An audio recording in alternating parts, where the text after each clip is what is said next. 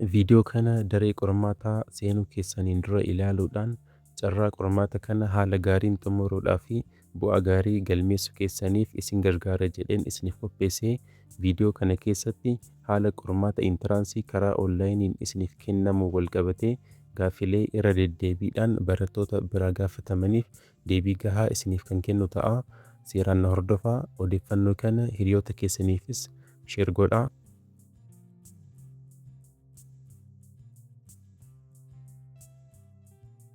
Gaaffiin inni jalqabaa barattoota irraa gaafatamu paaswordii mock exaamii ittiin qoramtan jechuun baatii tokko dura loogiin itti gootanii itti qoramtan san dagattanii jirtu yoo ta'e paaswordii kana argachuudhaaf daree qormaata keessan keessatti ogeessotni IT ni jiru kan isin gargaaran jechuudha.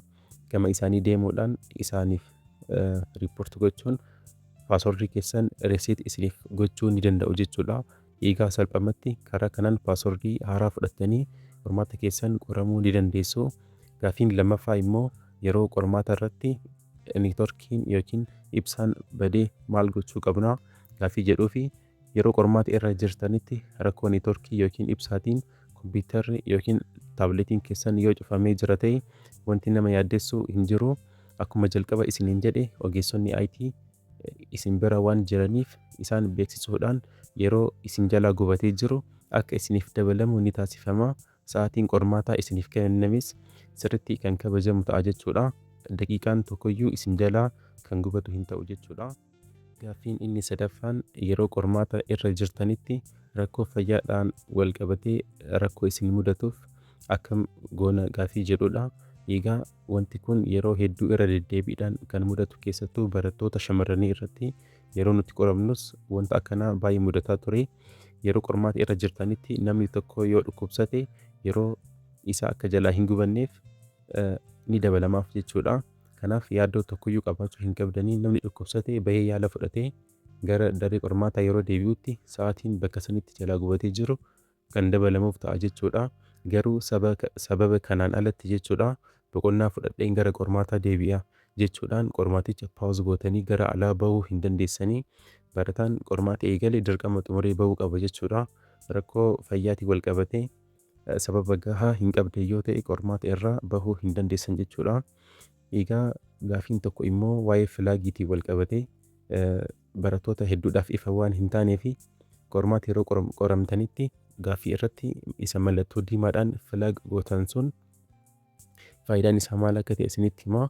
Yeroo qormaata irra jirtanitti filaag gochuu kan fayyadamtan gaaffii deebii isaa shakkitan yookiin sa'aatii qusachuudhaaf bira dabartan filaag irratti gootuu salphaa gabaabumatti gara gaaffii sanii deebi'uudhaaf jechuudha. Waan kanarra darbee faayidaa tokkoyyuu hin qabu. Gaaffii san yaadachuudhaaf qofa kan isin gargaarudha. Egaa filaag gootanii gaaffii san irra deebitanii hin hojjettu. Haganuma faayidaan isaa jechuudha. Miidhaas faayidaa biraas hin qabu jechuudha. Just gaaffii masan qofa yaadachuudhaaf jechuudha. Gaaffiin inni shanaffaan immoo osoo hin xumuriin sabamiiti yoo isin jalaa kan ta'u ta'e akkam gochuu qabnaa gaaffii jedhudhaa fi egaa yeroo sabamiiti gochuudhaaf yaaltanitti siistamichi gaaffilee isin deebii hin kenniniif kan irra darbitan hunda akka irra deebitanii deebisan guutaniif kan isin yaadachiisu ta'a jechuudha. Akkasumas yeroo xumurtanii sabamiiti gochuudhaaf yaaltan yeroo lama irra deebiidhaan akka mirkaneessitan isin gaafata jechuudha. Egaa wanti tasa isin jalaa sabamiiti ta'u hin jiru. Yeroo lama irra deebiidhaan cheek erga isin goosisee boodadha kan sabamiiti godhamu jechuudha.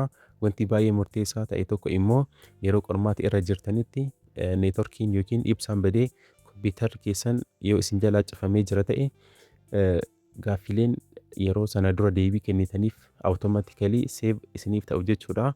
Yeroo siistamichi yookiin ibsaan deebitanii irra deebiidhaan loogiin gootanitti gaaffileen sana dura hojjetan hunduu seef isiniif ta'anii jiru.